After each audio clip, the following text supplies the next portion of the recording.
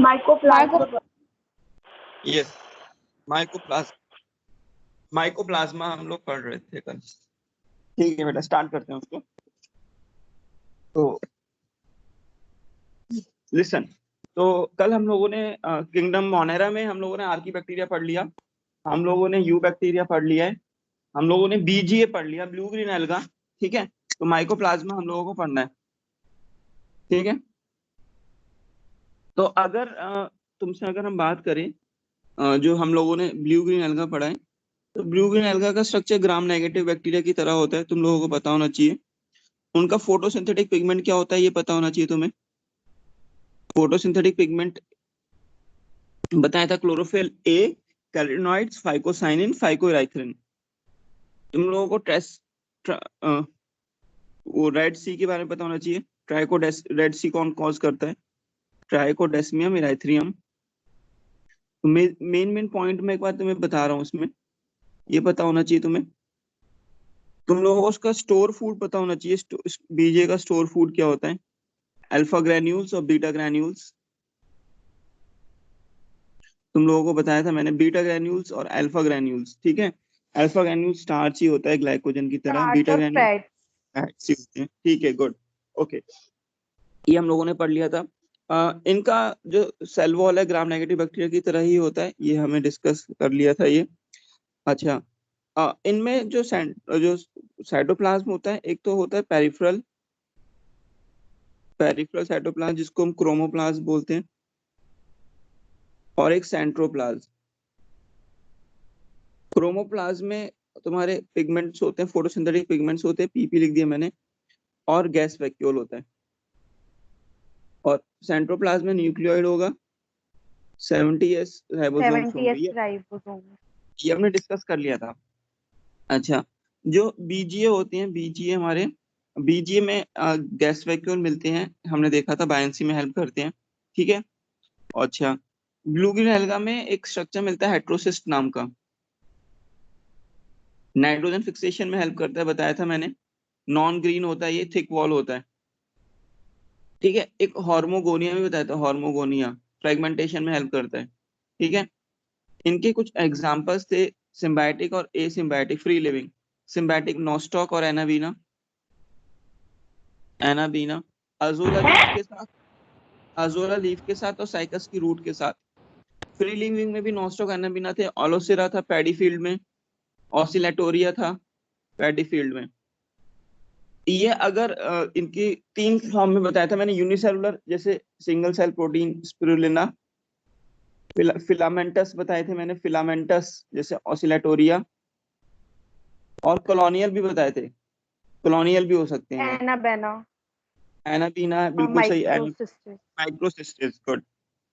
तो हम लोगों ने बेटा इसका ये डिस्कस किया था, तुम लोगों को आना चाहिए। ठीक है, माइकोप्लाज्मा हम लोग डिस्कस कर रहे थे कल, तो बेसिक कुछ बातें बताई थी मैंने। माइकोप्लाज्मा यूनिसेलुलर प्रोकैरियोट से स्मॉलेस्ट लिविंग ऑर्गेनिज्म है इस प्लेनेट पे। ठीक है, जो सबसे छोटा है वो एक्चुअली माइकोप्लाज्मा गैलीसेप्टिकम है। माइकोप्लाज्मा जो होता है बेटा, वो सबसे छोटा है, लेकिन ये जो होता है वायरस उससे भी छोटा होता है, लेकिन वायरस जो होता है वो outside the living body is non living. ठीक है, इसलिए सबसे छोटा वायरस को बोला है mycoplasma is the smallest living organism. ठीक है, नॉकार्ड एंड रॉफ्स ने डिस्कवर किया था, कहाँ से डिस्कवर किया था? फ्रॉम द कैटल्स, या cattles which are suffering from the pleuropneumonia, उनके प्लूरल फ्लूइड से। तो discover from the pleural fluid of cattle suffering from pleuropneumonia, इसलिए उनको पीपीएलओ भी बोलते हैं, pleuropneumonia like organisms. Jokers of plant kingdom बोलते हैं इनको, क्योंकि इनमें सेल वॉल तो होती ही नहीं है, सेल वॉल होती नहीं है, सेल वॉल नहीं होती है तो इनका स्ट्रक्चर जो होता है एक पर्टिकुलर शेप का नहीं होता, वो स्ट्रक्चर क्या होता है चेंज कर सकते हैं, जिसकी वजह से इनको बोलते हैं जोकर्स ऑफ प्लांट किंगडम। इनको एमएलओ भी बोला जाता है, मॉलिक्यूल लाइक ऑर्गेनिजम्स। ठीक है, तो अब आगे बढ़ते हैं। तो हम जैसे कि हम लोगों ने देखा, जो माइकोप्लाज्मा होता है, माइकोप्लाज्मा में जो माइकोप्लाज्मा होता है, माइकोप्लाज्मा में सेल वॉल नहीं होती है। ठीक है, सेल वॉल नहीं होती है तो क्या होगा? सेल मेम्ब्रेन होगी, सेल मेम्ब्रेन होगी, ध्यान रखना। इसकी सेल मेम्ब्रेन 3 लेयर्ड होती है, 3 लेयर्ड ट्राइलैमिनार सेल मेम्ब्रेन। तो इसकी सेल मेम्ब्रेन कितनी लेयर होती है बेटा? 3 लेयर्ड सेल मेम्ब्रेन, ठीक है। ट्राई लेयर्ड भी बोलते हैं, 3 लेयर सेल मेम्ब्रेन। तो ये थोड़ा इंपॉर्टेंट हो जाता है कि 3 लेयर सेल मेम्ब्रेन है, ठीक है। अब सुनो, नेक्स्ट देखते हैं, इनके कुछ पॉइंट्स के बारे में है, मैं तुम्हें बता देता हूँ। और ये जो तुम्हें पता है सेल मेम्ब्रेन किसकी बनी हुई है? कोई बताएगा सेल मेम्ब्रेन किसकी बनी होती है? कोई बताएगा मुझे? सेल मेम्ब्रेन किसकी लिपिड बनी होती बाइलेयर। है? हाँ, लिपिड, लिपोप्रोटीन की ना, लिपिड लिपिड प्लस प्रोटीन। भाई तुम्हें स्ट्रक्चर पूरा पढ़ चुके, फ्लूइड मोजाइक मॉडल। लिपिड होता है बाइलेयर और प्रोटीन होता है एक्सट्रिंसिक और इंट्रिंसिक। लिपिड और प्रोटीन की बनी होती है, ठीक है। चलो ठीक है। अब भाई इसके अंदर हमने देख लिया 3 लेयर स्ट्रक्चर है। इसकी जो सेल मेम्ब्रेन है कितनी लेयर है? 3 लेयर। सेल वॉल तो है नहीं इसमें। इसके अंदर क्या होगा? इसके अंदर साइटोप्लाज्म होगा, ठीक है। अब सुनना, इसके अंदर डबल स्टैंडर्ड डीएनए मिलता है।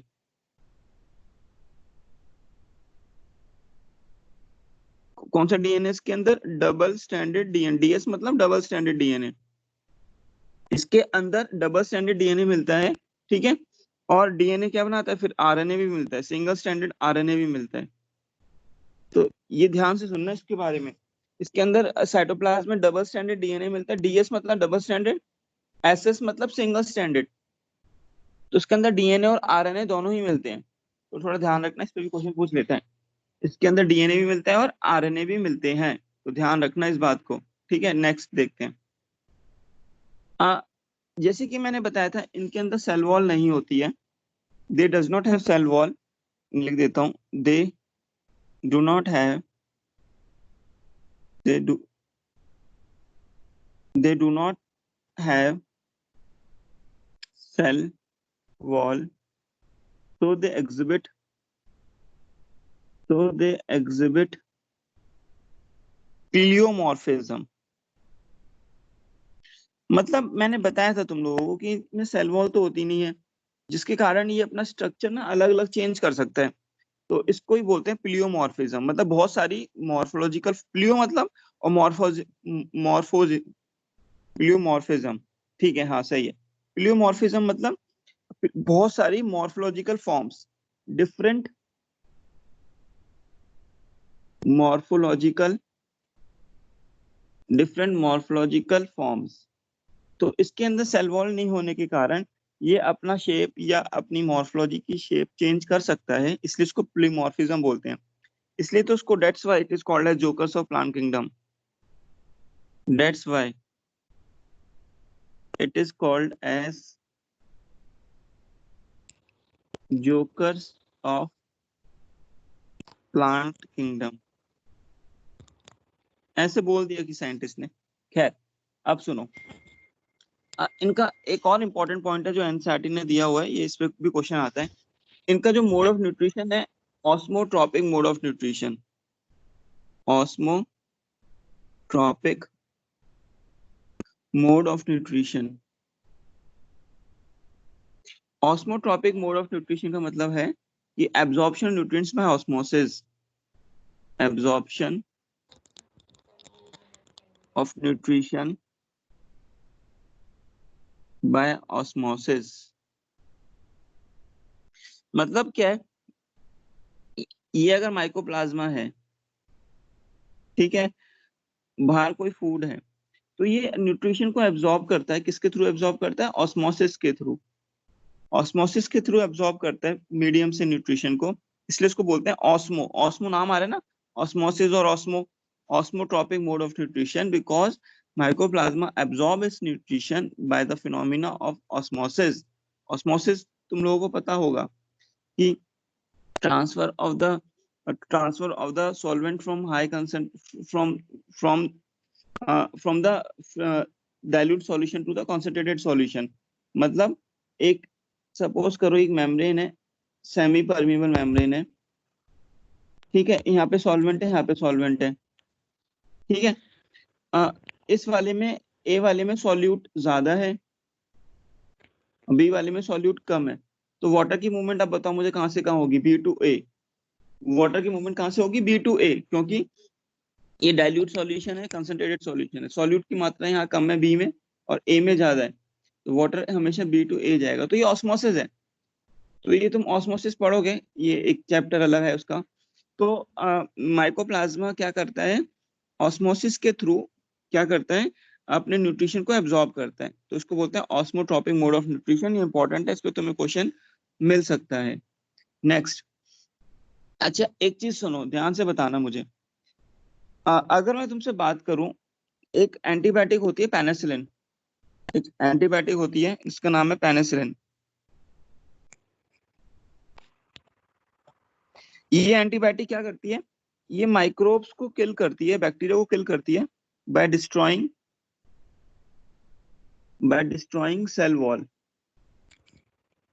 ठीक है, अब मुझे बताओ, क्या पेनिसिलिन माइकोप्लाज्मा को डिस्ट्रॉय कर सकती है? नो सर, क्यों? क्योंकि इसमें सर सेल उसमें वॉल सेल वॉल नहीं है। एग्जैक्टली पेनिसिलिन बैक्टीरिया को मार देती है, किल्स बैक्टीरिया, लेकिन ये माइकोप्लाज्मा को किल नहीं कर पाती क्योंकि इसमें सेल वॉल ही नहीं है। तो मैं लिख देता हूँ, माइकोप्लाज्मा इज रेजिस्टेंट, इस पे क्वेश्चन मिल जाएगा, is resistant to penicillin because it does not have cell wall, because it does not have cell wall। ठीक है, अच्छा बाकी अगर कोई और एंटीबायोटिक्स हैं, जैसे मैं एग्जांपल दे रहा हूँ, एम्पेसिलिन है, टेट्रासाइक्लिन है, बाकी या कोई और भी बहुत सारी होती हैं। अब ये जो एंटीबायोटिक्स हैं, ये सेल वॉल को नहीं मारती हैं, ये सेल वॉल को किल नहीं करती हैं, ये क्या करेंगी प्रोटीन को नहीं बनने देंगी, आरएनए को नहीं बनने देंगी, मतलब मेटाबॉलिक प्रोसेस को डिस्ट्रॉय करती हैं। तो क्या ये एंटीबायोटिक्स माइकोप्लाज्मा को मार देंगी? Yes sir. बिल्कुल, ये क्या करती है, मेटाबॉलिज्म को डिस्टर्ब करती हैं, एंटीबायोटिक्स मेटाबॉलिज्म को डिस्टर्ब करती हैं। तो डेफिनेटली एम्पिसिलिन और टेट्रासाइक्लिन या कोई और antibiotic kills the mycoplasma as well, mycoplasma as well. ठीक है, तो मतलब mycoplasma is sensitive to these antibiotics, sensitive है, मर सकता है। रेजिस्टेंट तो केवल पेनिसिलिन के लिए है, ठीक है, क्योंकि उसमें सेल वॉल ही नहीं होती है। तो थोड़ा ये ध्यान रखना हम लोगों को, तो हम लोगों को ध्यान रखना है ये। नेक्स्ट जो है, इनका मोड ऑफ रेस्पिरेशन, ये फैकल्टेटिव एनारोब्स होते हैं, इस पे भी क्वेश्चन आए हुए हैं। थोड़ा याद रखना पड़ेगा, फैकल्टेटिव एनारोब्स, इसका क्या मतलब है, कोई बताएगा मुझे? फैकल्टेटिव एनारोब्स का क्या मतलब है? जो वैसे तो एब्सेंस ऑफ ऑक्सीजन में एनारोबिक रेस्पिरेशन। ऑक्सीजन होगी तब भी कुछ फर्क नहीं पड़ेगा। हाँ, वैसे तो नॉर्मली एरोबिक है, लेकिन अगर ऑक्सीजन ना भी हो तो दे कैन सर्वाइव, तो लिख देता हूँ, they can survive even in the absence of oxygen. ठीक है, तो फैकल्टेटिव एनारोब्स होते हैं ये।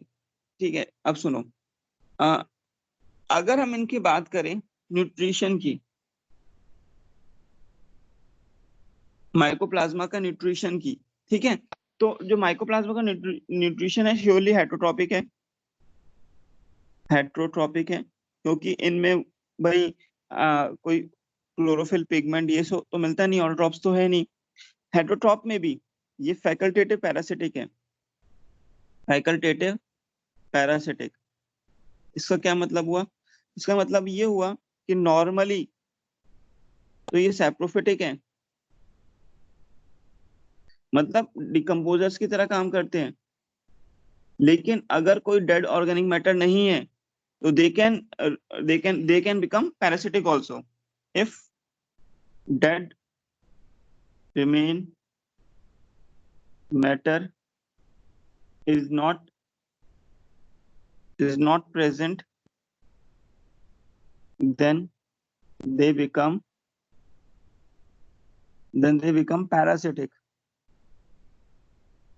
ठीक है, तो न्यूट्रिशन इनका हेटरोट्रॉपिक है, एक्चुअली फैकल्टेटिव पैरासिटिक है, तो ये थोड़ा हमें बात ध्यान रखना होगा। अच्छा, नेक्स्ट देखते हैं। अगर इनके रिप्रोडक्शन की बात करें तो बाइनरी फिजन सबसे पहले ही आएगा, सबसे कॉमन मेथड है। तो कॉमन मेथड क्या है? सारे प्रोकैरियोट्स में कॉमन मेथड बाइनरी फिजन होता है, बाइनरी फिजन, ठीक है। अच्छा, इसमें इनमें ना एलिमेंट्री बॉडीज होती हैं, एक्चुअली ये तो हमारे सिलेबस में है नहीं, इसके बारे में बस थोड़ा एक लाइन लिख देता हूँ। Reproduction occurs through asexual reproduction occurs through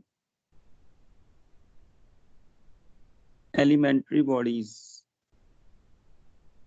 actually तुम लोगों ने देखा था जैसे एक काइनाइट थे, एक काइनाइट कहाँ मिलते हैं, कोई बताएगा मुझे? कोई बच्चा बताएगा एक काइनाइट्स कहाँ थे? ट्राइकोम की जो BGM वेरी गुड, बीजीए में।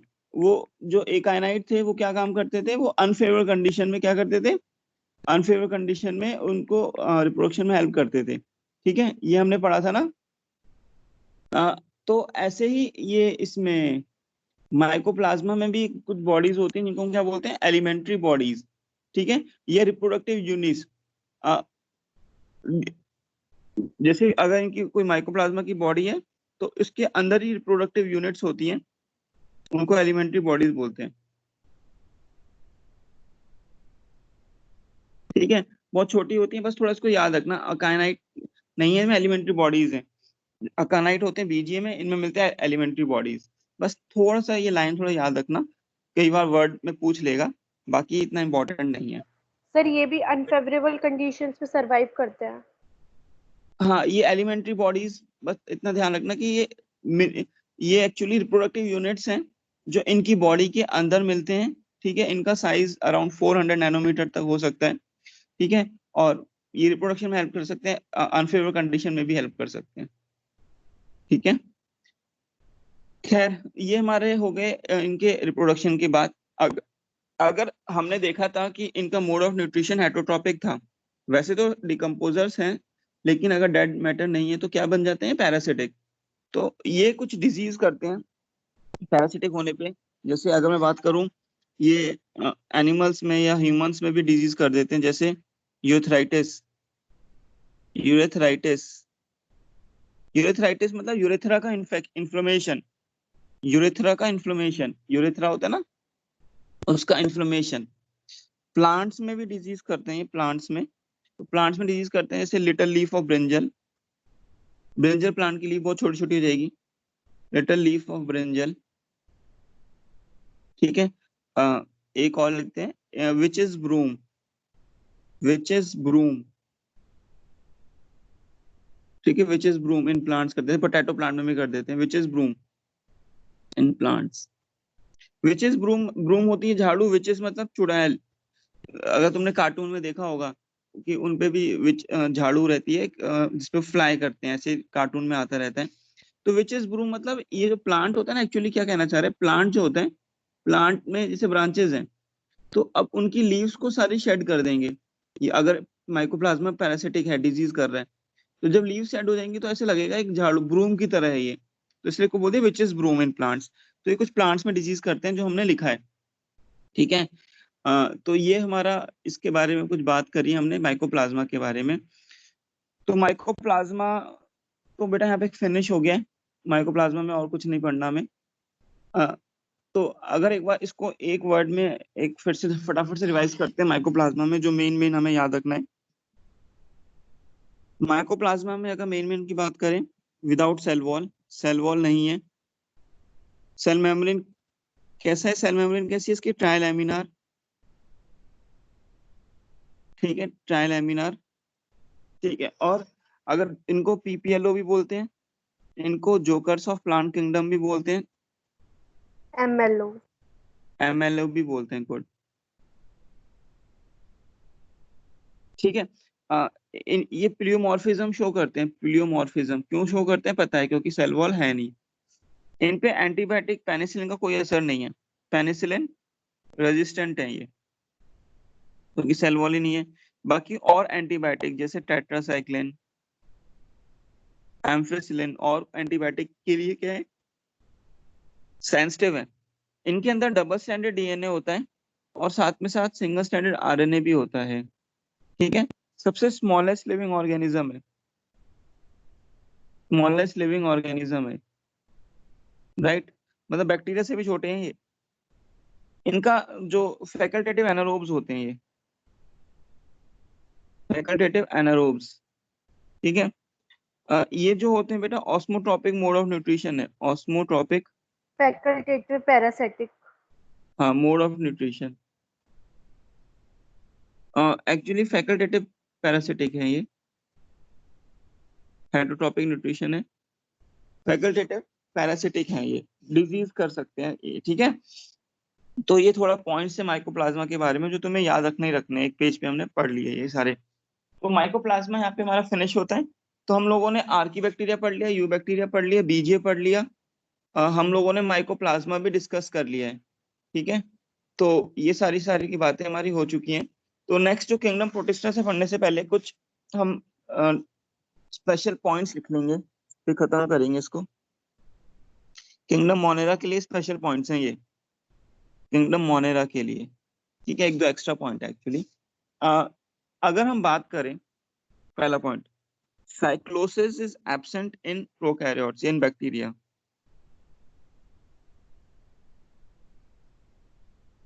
Cyclosis absent in bacteria.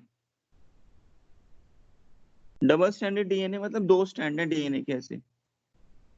अगर डीएनए कोई ऐसा होता तो सिंगल स्टैंड है। अब डीएनए के दो स्टैंड दिख रहे हैं, दो धागे, एक धागा सिंगल स्टैंड, दो धागा डबल स्टैंड। तो हमारा भी डीएनए डबल स्टैंडर्ड होता है, ऐसा बायोमोलिक्यूल्स में पढ़ोगे। और डाउट था बच्चे का, साइक्लोसिस नहीं, साइक्लोसिस क्या होती है, जैसे सपोज करो एक सेल है, ठीक है, उसके अंदर क्या है, साइटोप्लाज्म है, ठीक है। तो क्या होता है, जैसे हम लोग यूकैरियोट्स के अंदर क्या होता है, यूकैरियोट्स के अंदर जो साइटोप्लाज्म है ना, साइटोप्लाज्म मूवमेंट करता है, मतलब साइटोप्लाज्म एक जगह फिक्स नहीं होता, साइटोप्लाज्म मूव करता रहता है सेल के अंदर ही। तो this is the cyclosis movement. इसको हम क्या बोलते हैं, cyclosis, movement of cytoplasm inside cell, inside cell. लेकिन ये यूकैरियोट्स में ही होती है, प्रोकैरियोट्स में साइक्लोसिस, जैसे बैक्टीरिया में साइक्लोसिस नहीं होती है। तो कुछ ये हमारे एक्स्ट्रा पॉइंट है जो मैं यहाँ पे लिख रहा हूँ।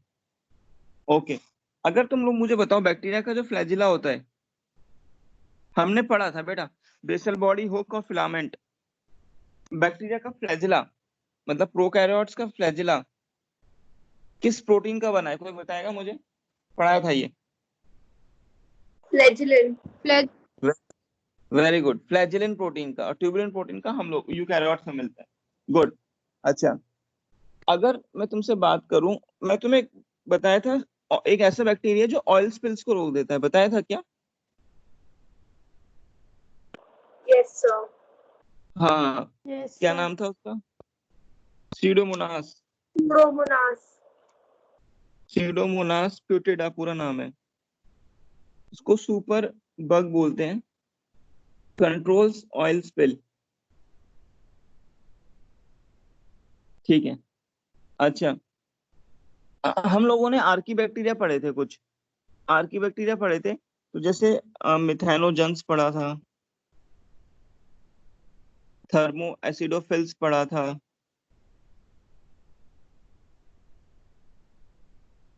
थर्मो एसिडोफिल्स पढ़ा था। मिथेनोजन्स जो होते हैं बेटा, याद रखेंगे, ऑब्लिगेट एनारोब्स होते हैं, स्ट्रिक्टली एनारोबिक हैं। थर्मो एसिडोफिल्स होते हैं फैकल्टेटिव एनारोब्स।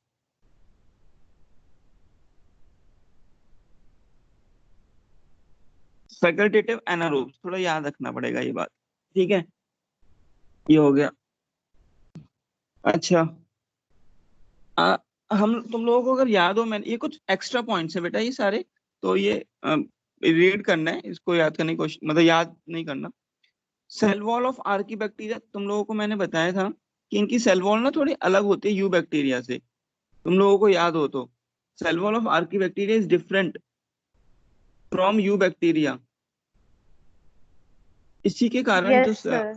आर्की बैक्टीरिया होता है वो एक्सट्रीम कंडीशन या हार्श कंडीशन में सरवाइव कर पाता है। अगर तुम लोगों को याद हो, बैक्टीरिया की सेल वॉल किसकी बनी? Branchial lipids बताई थी सर। हाँ, सेल मेम्ब्रेन में बैक्टीरिया की सेल वॉल किसकी बनी हुई है? यू बैक्टीरिया की। पेप्टाइडोग्लाइकन, वही बात तुम लोगों को पता होगा। यू बैक्टीरिया की सेल वॉल किसकी बनी है? पेप्टाइडोग्लाइकन। Peptidoglycan. ठीक है, पेप्टाइडो मतलब प्रोटीन्स, ग्लाइकन मतलब कार्बोहाइड्रेट्स। कार्बोहाइड्रेट्स कौन से होते हैं मैंने ये भी बता रखा है शायद, नाग और नाम बताया था क्या? नाग और नाम। Yes, sir. Yes, sir. NAG stands for N-acetylglucosamine. Acetyl, very good, excellent, N glucosamine. और नाम मतलब N-acetyl. Acetylmuramic acid. Muramic acid, good, N-acetyl. Muramic acid. तो बेटा ये सेल वॉल किसकी बनी है? यू बैक्टीरिया की। लेकिन आर्की बैक्टीरिया में एक चीज मिल रही है extra. Cell wall of archaebacteria contains, सभी तो डिफरेंट है वो सेल वॉल इनसे। Cell wall of archaebacteria contains क्या मिलता है? NAT, नाग और नाम नहीं, इसमें नेट है, नेट मतलब एन एसिटाइल टैलोसामाइरोनिक एसिड। ये तुम्हें याद करने की जरूरत नहीं है, बस तुम्हें मैंने बता दिया कि इसलिए इनकी सेल वॉल अलग होती है यू बैक्टीरिया से, and that's why they can survive in extreme condition. Next एक एक्स्ट्रा पॉइंट है, ये जो हमारे एक स्ट्रक्चर होता है एक्सोजिनोट बोलते हैं, एक्सोजिनोट। एक होता है एंडोजिनोट। अब ये क्या होता है? अब देखो, जैसे मैं तुम्हें बताता हूँ एक्सोजिनोट क्या होता है। जैसे सपोज करो एक HFR है। HFR तुम लोगों को शायद पता होगा, न्यूक्लियोइड, और उसके साथ में क्या अटैच्ड है? प्लाज्मिड, जिसको तुम क्या बोलते हो? एपिसोम। Plasmid. हाँ, इसको एपिसोम बोलते हो ना। न्यूक्लियोइड है, ये क्या है? Yes. ये हमारा प्लाज्मिड है। और इसको हम क्या बोलते हैं? HFR। ये अपना ये क्या करता है? सेक्स पिलाई बनाकर दूसरे बैक्टीरिया को अपना प्लाज्मिड ट्रांसफर करता है, जिसके पास प्लाज्मिड नहीं है। तो ये डोनर हुआ ना, इस केस में ये डोनर हुआ, और ये कौन हुआ? रेसिपिएंट। Super male. ये रेसिपिएंट हुआ ना, रेसिपिएंट। तो इस केस में जो डोनर होता है ना, यहाँ पे डोनर को बोलते हैं एक्सोजिनोट, और जो रेसिपिएंट होता है, रेसिपिएंट, उसको बोलते हैं एंडोजिनोट भी बोलते हैं। तो ये कुछ एक्स्ट्रा वर्ड्स थे जो मैंने तुम्हें बताया। तो एक्सोजिनोट क्या है? जो HFR अपना डोनेट कर रहा है जीन्स को, प्लाज्मिड के जीन्स को जो डोनेट कर रहा है, उसको एक्सोजिनोट बोलते हैं। जो रेसिपिएंट है, जो रिसीव कर रहा है, उसको क्या बोलते हैं? एंडोजिनोट। तो ये कुछ वर्ड्स थे, जो एक्स्ट्रा वर्ड्स थे, जो ठीक है, जो तुम्हें मैंने बताया है ये। तो बेटा एक्सोजिनोट और एंडोजिनोट समझ आया क्या है? एक्सोजिनोट और एंडोजिनोट समझ आया क्या है? Yes, sir. Yes, sir. Okay, good. तो ये सारे इसके सारे पॉइंट हो गए हमारे। एक कुछ और पॉइंट है, सुनना। अच्छा, अब सुनो। Cell membrane of Archaebacteria is also different from Eubacteria. Cell membrane of Archaebacteria is branched. क्यों ब्रांच होती है? Due to the presence of branch chain lipids.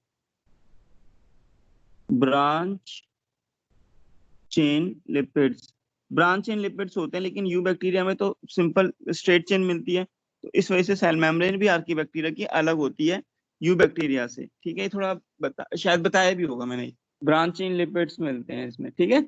Yes, sir. Okay, ये बताया। बात हो हाँ गुड। अच्छा, कुछ ना बैक्टीरिया होते हैं उनसे हमें एंटीबायोटिक्स मिलती है। तो वो जो बैक्टीरिया होते हैं जिनसे हमें एंटीबायोटिक्स मिलती हैं, जनरली वो क्या होते हैं, एक्टिनोमाइसिटीज। मैं लिख देता हूँ, एक्टिनोमाइसिटीज, ठीक है। या इनको माइकोबैक्टीरियम भी बोलते हैं, माइकोबैक्टीरियम। ये कैसे बैक्टीरिया होते हैं सुनना। ये ऐसे बैक्टीरिया होते हैं, इनकी बॉडी ना कुछ फंगस जैसी दिखती है। एक्टिनो मतलब filamentous, filamentous fungi like. these bacteria body these bacteria's body is filamentous like fungi, इसलिए इसको एक्टिनोमाइसीट बोलते हैं, ठीक है। तो इनको फिलामेंटस बैक्टीरिया भी बोलते हैं। ये किस में काम आते हैं? They help in production of they helps in they helps in production of some antibiotics. Antibiotics बनाने में काम आती हैं हमारे, जैसे स्ट्रेप्टोमाइसिन। एंटीबायोटिक्स बनाने में ये काम आती हैं, जैसे, ठीक है। ओके, जैसे मैं तो स्ट्रेप्टोमाइसिन से स्ट्रेप्टोमाइसिन मिलती है, ठीक है। मैं लिख देता हूँ एग्जांपल। एक एक्टिनोमाइसिन है स्ट्रेप्टोमाइसिस, स्ट्रेप्टोमाइसिस से हमें स्ट्रेप्टोमाइसिन मिलती है, ठीक है। ओके, एक लास्ट पॉइंट और लिखते हैं फिर खत्म करते हैं। एक किंगडम मोनेरा में एक मेंबर था रिकेट्सिया। रिकेट्सिया किंगडम मोनेरा का ये मेंबर है, किंगडम मोनेरा में आते हैं। ये actually small and parasitic bacteria, small parasitic bacteria. तो रिकेट्सी इज अ पैरासिटिक बैक्टीरिया, बस इतना याद रखना है। और ये हमारा किंगडम मोनेरा यहाँ पे फिनिश होता है। तो हमने किंगडम मोनेरा पूरा खत्म कर लिया, जिसमें हम लोगों ने Archie bacteria, you bacteria, blue green alga, ठीक है, और माइकोप्लाज्मा डिस्कस कर लिया है, ठीक है। इसके क्वेश्चंस तुम लोगों के पास मॉड्यूल आ गया है तो क्वेश्चंस उसमें होंगे, वो करना बेटा। सबके पास मॉड्यूल आ गया है? Yes, sir. Yes, sir. जिन कोई ऐसे बच्चे हैं जिसके पास मॉड्यूल नहीं मिला या स्कूल से नहीं कलेक्ट किया, तो वो स्कूल से कलेक्ट कर लेगा बेटा। और मॉड्यूल को जल्द से जल्द ले लेना, उससे क्वेश्चन जरूर अटेम्प्ट करना जो हम पढ़ा रहे हैं, ठीक है। और जब ये सब कुछ चीजें नॉर्मल हो जाती हैं तो एक बुक और है जो एनसीईआरटी एट फिंगर टिप्स बताई थी, शायद किसी को पता होगा तो। ऑब्जेक्टिव के लिए बुक, हाँ, एनसीईआरटी एट फिंगर टिप्स आती है, ठीक है। एमटीजी की है शायद ये, पब्लिकेशन देख लेना। तो एनसीईआरटी एट फिंगर टिप्स जो है ये हमें ले लेंगे जब सब चीजें नॉर्मल हो जाएंगी। अभी इतना कंपलसरी नहीं है कि अभी भाई चीजें, जरूरी नहीं है कि अभी जाकर लेके आओ, क्योंकि अभी दिक्कत है, ठीक है। तो जब चीजें नॉर्मल हो जाएंगी तब ले लेना। तो तब ये इस बुक से भी क्वेश्चंस कर लेंगे हम, जरूरी है ये, ठीक है। इस बुक से भी क्वेश्चन करेंगे और मॉड्यूल के भी क्वेश्चन करना जरूरी है। खैर, तो मॉड्यूल के सबके पास होना चाहिए। तो ये हमारा बेटा किंगडम मोनेरा फिनिश हो गया। जो नेक्स्ट डिस्कस करेंगे हम, वो करेंगे किंगडम प्रोटेस्टा। जो नेक्स्ट हम पढ़ने जा रहे हैं वो है kingdom Protista. Kingdom Protista, kingdom fungi और किंगडम प्लांटे। तो ये वाला हमारा पार्ट हो जाएगा फिनिश, ठीक है। और एनिमल किंगडम जूलॉजी वाले सर कराएंगे। तो किंगडम प्रोटेस्टा की अगर बात करें तो इसमें सारे के सारे जो ऑर्गेनिज्म होंगे यूनिसेलुलर होंगे, मल्टीसेलुलर? यूनिसेलुलर होंगे। Unicellular eukaryote. Very good, unicellular eukaryote. Unicellular, एक मैं वर्ड लिख रहा हूँ यहाँ पे, यूकैरियोट्स, बिल्कुल सही। एक्चुअली पहले जो साइंटिस्ट हुआ करते थे, जो हमारे डाइवर्सिटी टेक्सोनॉमिस्ट हुआ करते थे, वो यूनिसेलुलर को ना ए सेलुलर बोल देते। ए मतलब सिंगल सेल, यहाँ पे ए सेलुलर वो नहीं है कि विदाउट सेल, ध्यान रखना। ए सेलुलर का मतलब यहाँ पे वो नहीं है विदाउट सेल, यहाँ पे मतलब है वन सिंगल सेल। तो एक बार क्वेश्चन ये आया था कि which of the following is a A cellular eukaryote, ठीक है। और उसमें ऑप्शन थे, उसमें किंगडम प्रोटेस्टा का कोई मेंबर था। तो ए सेलुलर का मतलब यहाँ पे सिंगल सेल है बेटा। ए सेलुलर का मतलब ये नहीं है कि विदाउट सेल, ठीक है। तो पहले के टेक्सोनॉमिस्ट ए सेलुलर लिख देते थे। तो ए सेलुलर का मतलब is a single cell, it is not a without cell. तो किंगडम प्रोटेस्टा के जितने भी मेंबर्स हैं उनमें सिंगल सेल होता है, दैट इज यूनिसेलुलर या ए सेलुलर यूकैरियोट्स, ठीक है, इस पे क्वेश्चन आया हुआ है। ठीक है, ओके आगे बढ़ते हैं। अब सुनो, ये जो किंगडम प्रोटिस्टा के मेंबर्स होते हैं ना, इनमें लिंक होता है। Members of kingdom protista, members of kingdom protista have member kingdom protista forms a link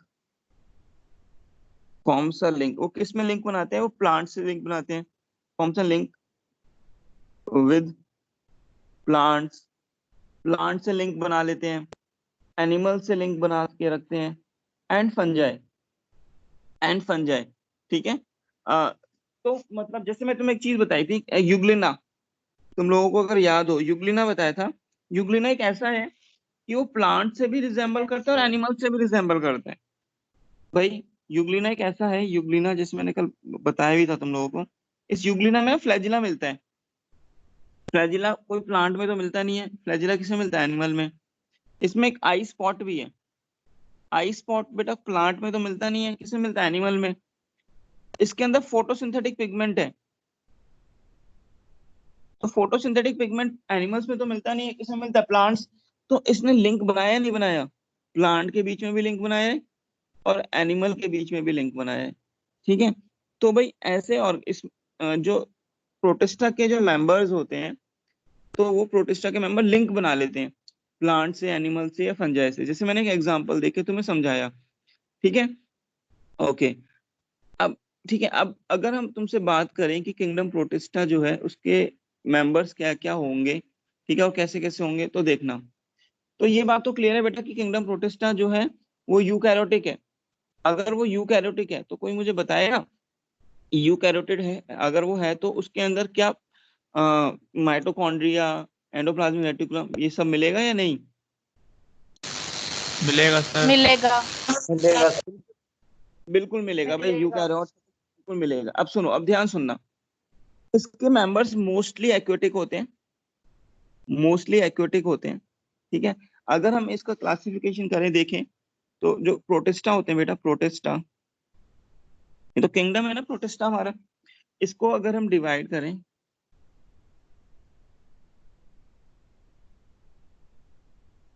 तो देखेंगे इसमें फोटोसिंथेटिक भी होते हैं, इसमें डिकम्पोजर्स भी होते हैं, और इसमें कंज्यूमर्स भी होते हैं। ठीक है, जो फोटोसिंथेटिक होते हैं, फोटोसिंथेटिक जो प्रोटिस्टा होते हैं, उनके मैं एग्जांपल्स यहाँ लिख देता हूँ। जैसे डाइनोफ्लैजिलेट्स,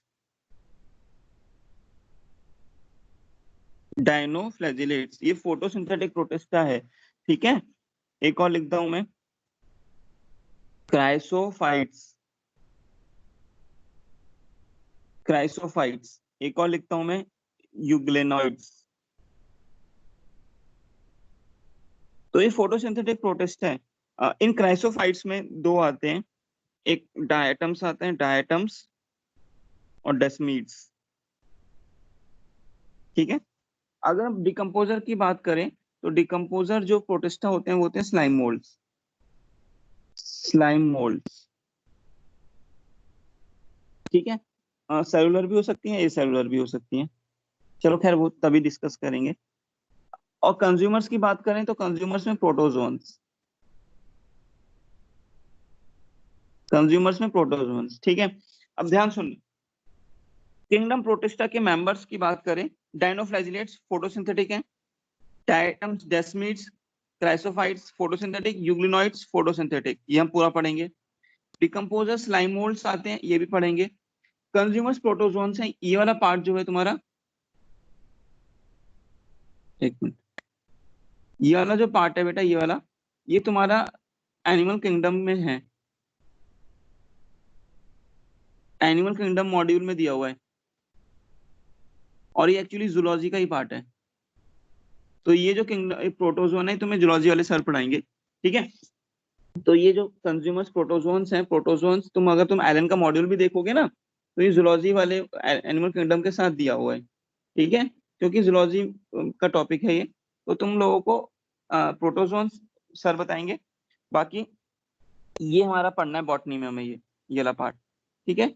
इन प्रोटोजोन्स सारे कंज्यूमर से एनिमल जैसे कैरेक्टरिस्टिक्स रखते हैं ये, बाकी हम लोग यहाँ से पढ़ेंगे डायनोफ्लैजिलेट से। तो ये किंगडम प्रोटिस्टा का हमने क्लासिफिकेशन किया जो तुम्हें दिख रहा है स्क्रीन पे। किसी को कुछ पूछना है इसमें? नहीं, चलो ठीक है। तो किंगडम प्रोटिस्टा के मेंबर्स हमने देखे। तो अब मैं ना कुछ जनरल बातें करेंगे किंगडम प्रोटिस्टा के, फिर इनके मेंबर्स के पास आएंगे। तो कुछ जनरल पॉइंट्स हैं। सबसे पहले हम इनकी बात करते हैं रिप्रोडक्शन की। तो अगर हम रिप्रोडक्शन की बात करें तो जो किंगडम प्रोटिस्टा है वो यूकैरियोट है, सेक्सुअल रिप्रोडक्शन भी करता है और एसेक्सुअल भी करता है, ठीक है। तो अगर मैं बात करूं एक सेक्सुअल और एसेक्सुअल रिप्रोडक्शन में, एक मिनट में, तो तुम्हें पता है सेक्सुअल और एसेक्सुअल, कोई मुझे बताएगा कि इन दोनों में से कौन सा ऐसा रिप्रोडक्शन मेथड है जिसमें वेरिएशंस आएंगी? Sexual. Sexual. Sexual. Very good. Asexual में वेरिएशंस नहीं आती? नो सर, क्योंकि वो एग्जैक्ट No, कॉपी sir. होती है। Single parent is involved. हाँ ठीक है, गुड। तो बेटा यहाँ पे मैं यहाँ पे लिख रहा हूँ सबसे पहले एसेक्सुअल रिप्रोडक्शन, सही बोला। एसेक्सुअल रिप्रोडक्शन तो ये मोस्ट कॉमन है, प्रोटिस्टा में भी मोस्ट कॉमन है, ठीक है। एसेक्सुअल रिप्रोडक्शन, इसमें ध्यान सुनना, एसेक्सुअल रिप्रोडक्शन की अगर बात करें, ये दो टाइप का है। सबसे पहले बाइनरी फिजन, पता है ये बाइनरी फिजन क्या होता है, ठीक है। एक होता है स्पोर फॉर्मेशन, स्पोर बनाना, एसेक्सुअल स्पोर्स बनाना, ठीक है। तो जो स्पोर फॉर्मेशन है ये भी एसेक्सुअल प्रोडक्शन में आएगा। ये केवल स्लाइम मोल्ड्स शो करती हैं यहाँ पर, स्लाइम मोल्ड्स जो बताए थे ना डिकम्पोजर्स, वही शो करते हैं, ठीक है। और बाकी सारे मोस्टली बाइनरी फिजन शो करते हैं। तो एसेक्सुअल प्रोडक्शन में दो टाइप के हैं, बाइनरी फिजन और स्पोर फॉर्मेशन। तो बाइनरी फिजन मोस्ट कॉमन है, यही होता है। स्पोर फॉर्मेशन केवल स्लाइम मोल्ड शो करती है, ठीक है। अब आती है सेक्सुअल रिप्रोडक्शन की बात। सुना, sexual reproduction,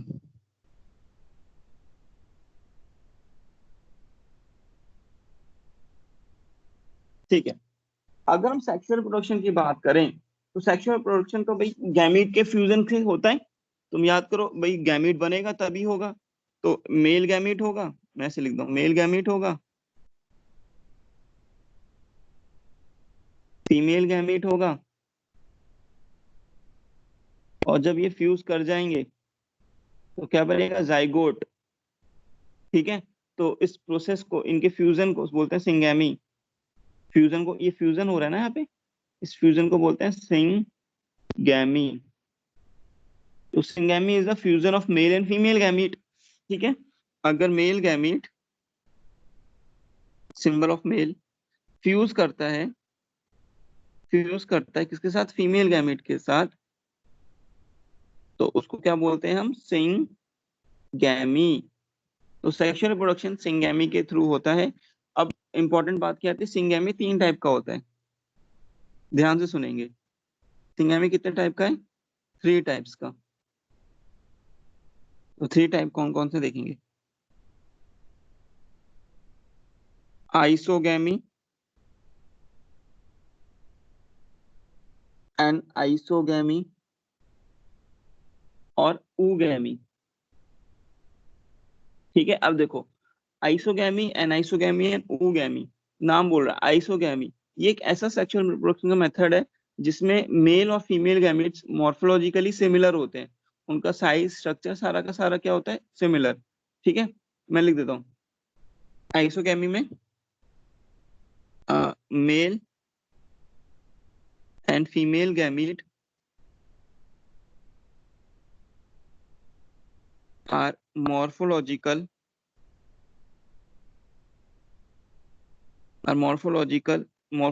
similar. Morphologically similar होते हैं मतलब शेप, साइज, स्ट्रक्चर, ये सारा का सारा सिमिलर होगा बेटा, ठीक है, आइसोगैमी में, ठीक है। यहाँ पे मैं ऐसे लिख देते हैं, ऐसे कर देते हैं, ऐसे कर देते हैं, ठीक है। और और और भी पॉइंट्स हैं, ठीक है। और आइसोगैमी में और बात करें, ये आइसोगैमी का कॉलम है, तो आइसोगैमी में लेकिन बात करें अगर इनकी फिजियोलॉजिकली, तो अगर बात करूं फिजियोलॉजिकली मतलब इनका फंक्शन, फिजियोलॉजी मतलब फंक्शनली, फंक्शनली जो गैमीट्स होते हैं सिमिलर भी हो सकते हैं, डिफरेंट भी। फंक्शनली गैमीट्स या फिजियोलॉजिकली गैमीट्स में बी सिमिलर और डिसिमिलर, और डिसिमिलर, ठीक है।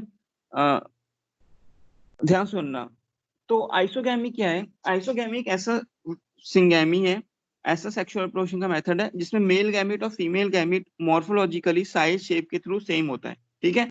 लेकिन फंक्शनली वो सेम भी हो सकता है और डिफरेंट भी हो सकता है, उसको बोलते हैं आइसोगैमी, ठीक है बेटा। तो उसको आइसोगैमी बोलते हैं। नेक्स्ट देखना, एनाइसोगैमी। एनाइसोगैमी में क्या होता है, जो गैमीट्स होते हैं वो मॉर्फोलॉजिकली डिसिमिलर होते हैं। Aniso gametes are morphologically different, morphologically different होते हैं मतलब डिसिमिलर होते हैं, ठीक है। स्मॉल होगा, एक मेल स्मॉल होगा, फीमेल बड़ा होगा, या मेल बड़ा होगा, फीमेल छोटा होगा, ठीक है। फिजियोलॉजिकली सिमिलर और डिसिमिलर दोनों हो सकते हैं। Physiologically they gametes, physiologically gametes may be similar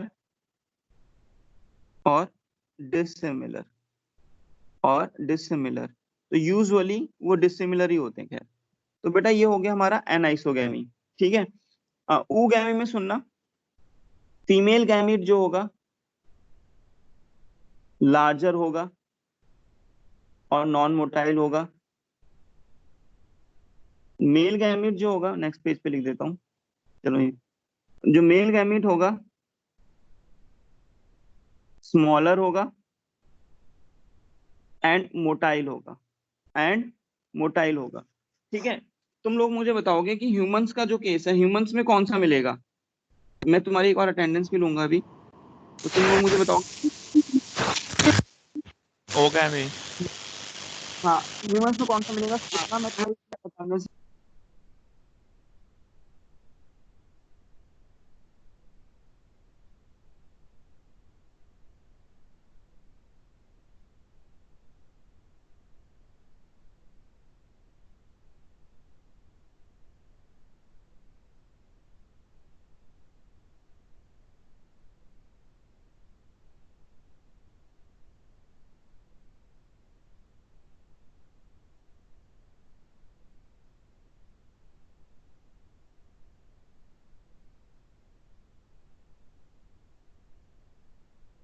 yes बेटा, कौन सा ह्यूमंस में बताओ?